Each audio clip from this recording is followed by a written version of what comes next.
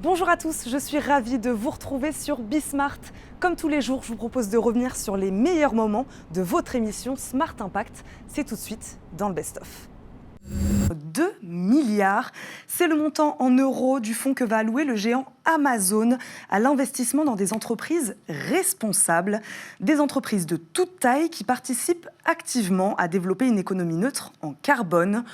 Déjà, en tant qu'entreprise alimentaire, il a été évident qu'on jouait un rôle immédiat et essentiel pour continuer d'accompagner la population dans cette phase clé.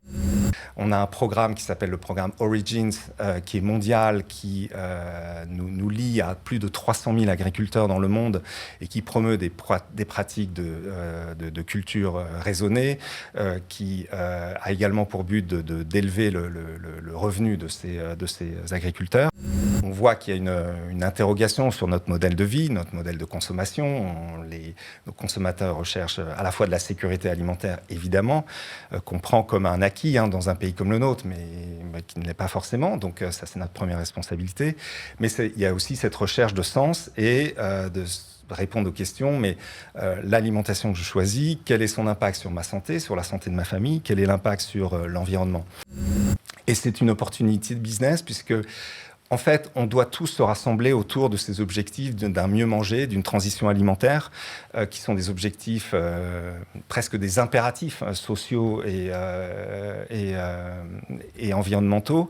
Et on voit que dans un pays qui, dans le secteur de la grande distribution, a souffert d'une guerre de prix depuis, on va dire, 2013-2014, la RSE et ce type d'initiatives peuvent nous aider à nous rapprocher de nos grands clients distributeurs et de travailler ensemble sur, par exemple, des meilleures indications nutritionnelles. Donc, nous, en début d'année, on a fait le choix volontaire d'adopter le Nutri-Score, par exemple. Un gros SUV électrique, par exemple, pollue plus ou émet plus de dioxyde de carbone durant son cycle de vie qu'une petite voiture thermique. Donc, mobilité propre, on a souvent tendance à se dire que c'est mobilité électrique. Oui, mais il faut quand même prendre un petit peu de pincettes.